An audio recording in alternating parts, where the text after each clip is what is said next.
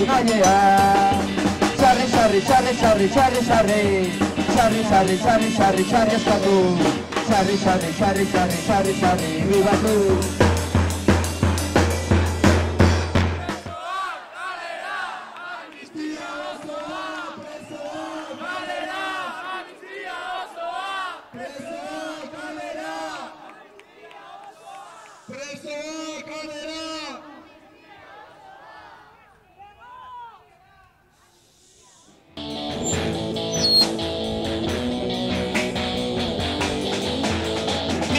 Zazpireun senide eta lagun inguru dauzkate.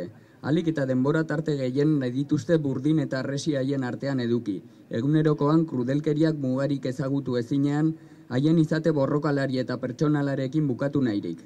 Espainiar eta Frantziar gobernuek ez dirudi inongo pausorik emateko asmorik dutenik. Are gehiago, egunez egun espetxeetan egoera tenkatzen eta estutzen dabiltza, euskal presoen eskubideak zein bizi baldintzak urratuz.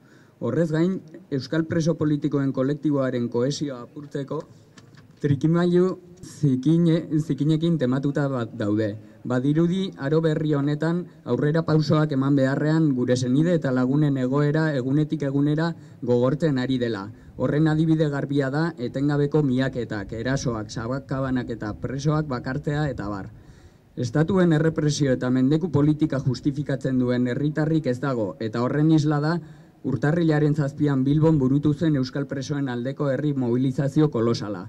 Amnistiaren bidean ezinbestekoa da eta lehen urrats bezala indarrean dauden salbuespen neurriak indargabetzea inongo baldintzarik gabe. Dispertsio politikari amaiera eman, bizi arteko zigorra ezartzeko neurriak bertan bera gelditzea, parok doktrina, 2 eta 3 laurdenak beteta dituztenak aske ustea, gaixo larri dauden presoak etxeratzea, isolamendua eta bakartzearekin amaitzea. Bukatzeko, konponbideak gatazkaren ondorioak gainditzea ekarri behar du. Beraz, euskal preso eta ieslariak etxera itzultzea. Bitartean eta egun hori iritsi bitartean, alik eta jende gehien batu behar dugu euskal presoen aldeko oilu ozen bezain sendo horretan. Estatuek ez digute ezer oparituko. Beraz, herri presioaz eta mobilizazioaz, Frantziar eta Espainiar gobernuak mugiarazteko gai izan behar dugu. Kaleak eta plazak bete behar ditugu espetxeak ustutzeko. Iturramako herri bilgunetik deia egiten dizuegu, bakoitzak bere konpromezu xumetik herri bilgunetan parte hartzeko eta euskal presoen egoera larria lau haizetara zabaltzeko. Gogoan izan, martxoaren 31an manifestaldia burutuko dela arratsaldeko 5:00 Golemen zinemetatik, gaixotasun larriak dituzten presoen askatasunaren alde. Besterik gabe, berriz ere mila esker ona gerturatu zareten guztiei. Euskal preso eta ieslariak etxera.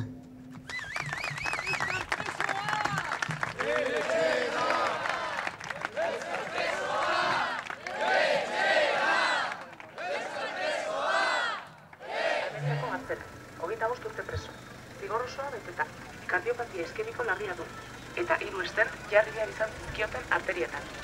Martxoaren 31 larunbata manifestazioa iruñan. Gaixotasun larria dituzten presoak herrira. Empezando con Amaya, pues un poco, casi un momento, la vía jurídica parecía que